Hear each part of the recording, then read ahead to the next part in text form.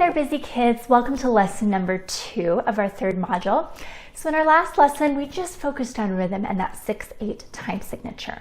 Hopefully it's looking a little more familiar to you now because we're going to learn a piece of music at the piano that utilizes this time signature. This piece is another piece about the fair, a little more uplifting, not quite as sad sounding as the one we learned a few lessons ago. And this piece is by Czerny. You spell his name C-Z-E-R-N-Y, but the way you say it is Czerny. And he was a composer who was also a piano teacher and wrote all kinds of music that he could teach his piano students to help them learn. And I love using his pieces with my piano students. So let's go ahead and take a closer look at this piece of music. So notice the time signature. We have our 6/8 time, so 6 beats in every measure, and the 8th note receives 1 beat. We also have allegro. We haven't had a piece in allegro for a while. Allegro means you're going to play it fast and lively. All right, let's break down the counting of this piece a little bit here. Let's look at our left hand first. We have a dotted quarter note followed by a dotted quarter note. So our counting would be 1, 2, 3, and then 4, 5, 6. What about over here in measure 2? The same thing. 1, 2, 3, and then 4, 5, 6. And you'll notice that is how the rhythm's going to go in the left hand, all dotted quarter notes. So if we were to circle our groups of 3 like we did in the last lesson, this would be 1, and this would be 1. 1, 2, 3, 4, 5, 6. 1, 2, 3, 4, 5, 6. Now let's take a look at the counting in the right hand, measures 3 and 4.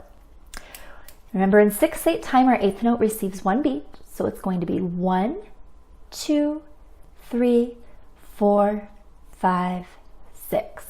Not too crazy, right? Can you write in the counting for the treble clef in this measure here? Your counting should look like this. 1, 2, 3, and then we have a dotted quarter note, so that's going to get the 4, 5, and 6. So if we circle the groups of 3 beats in these right hand notes, we'd circle this group of 3 8th notes, this group of 3 8th notes, this group, and then our dotted quarter note here. So we want to have 2 circles in each measure, and that means we have 6 beats in each measure. Now, we talked last time about really feeling 6/8 songs in twos. So instead of counting 1, 2, 3, 4, 5, 6, 1, 2, 3, 4, 5, 6, we want to feel it as 1, 2, 1, 2. All right, let's try a little bit of that. Here's what I'm going to do. The first time we're going to clap this right hand part, the treble clef part, and I'm going to say the counts 1, 2, 3, 4, 5, 6. And then we'll clap it again, but we'll fill it in twos the second time. So follow along with my pencil here. 1, 2, 3, ready, and go. 1, 2, 3, 4, 5, 6. 1, 2, 3, 4, 5, 6. 1, 2, 3, 4, 5, 6. 1, 2, 3, 4, 5, 6. Lots of 8th notes there. All right. Now for the 1, 2, I want you to clap or play a rhythm instrument, and you'll have 3 claps on the 1. So it'll look like this. 1, 2, 1, 2, 1, 2, 1, 2. Can you try that? I'll point.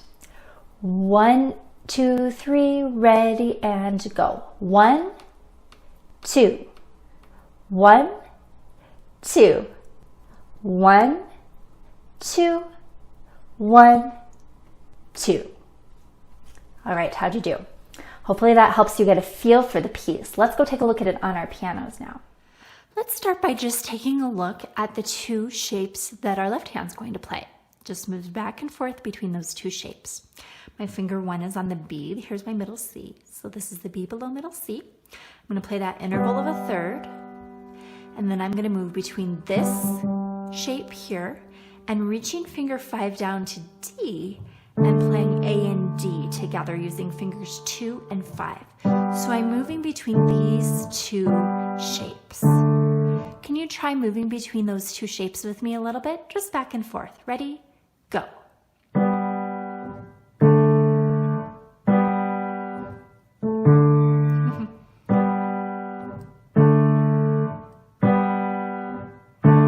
You've officially learned the left hand part. Now all we have to do is match it with our rhythm. So let's go ahead and just try the first line so you kind of get a feel for the rhythm. Ready, go. 1, 2, 3, 4, 5, 6. 1 and 2. 1, 2. 1, 2. Could you start to feel it in the twos? All right, let's take a look at the right hand.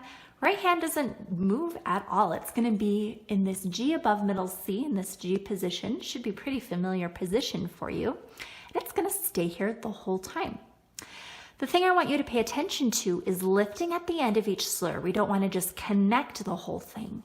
And then watch out for those staccatos that sneak in from time to time. It's easy to get lazy when you're not moving around a lot and not really think about it, but we want to always be thinking about it. So let's go ahead and just try the first line nice and slow. Ready, go.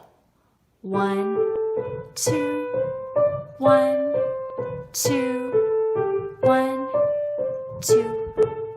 1, 2. Could you feel those pulses, those little accents on beats 1 and 2?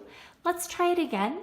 If you can, drop into beats 1 and 2 a little bit, or in beats 1 and 4 if you're counting 1, 2, 3, 4, 5, 6. Or you can count 1, 2. It's going to really help you feel the rhythm in twos. So let's go ahead and try that line one more time. Ready? Go. 1, 2, 1, 2, 1, 2, 1, 2. Now, if you need to, feel free to slow that down and make sure you're lifting at the end of each slur. Let's go ahead and try hands together, and I'm going to slow down my tempo a little bit. So here's my tempo. 1, 2, 1, 2, 1, 2, 1, 2, 1, 2. All right, that's gonna repeat itself quite a bit. Let's take a look at line 3. Line 3 is where things get a little bit different. Let's just go over the right hand quickly. Line 3, go ahead and try it with me. Watch for those staccatos. Ready, go.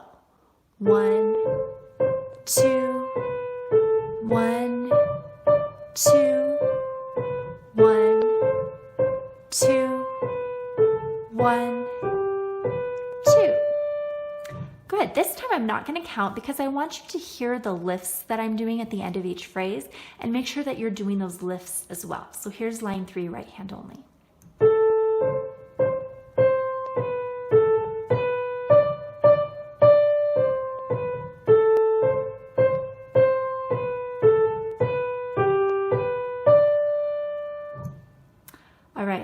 I'm going to go ahead and play the whole thing for you. I think this is when you'll be able to work along pretty well on your own independently and using that practice outline to help you. So I'm going to play this in an allegro tempo. As you listen, I want you to listen for my lifts, how I'm sort of dropping into that beat on 1 and 2, and see if you can imitate that as you play. So here's the fare.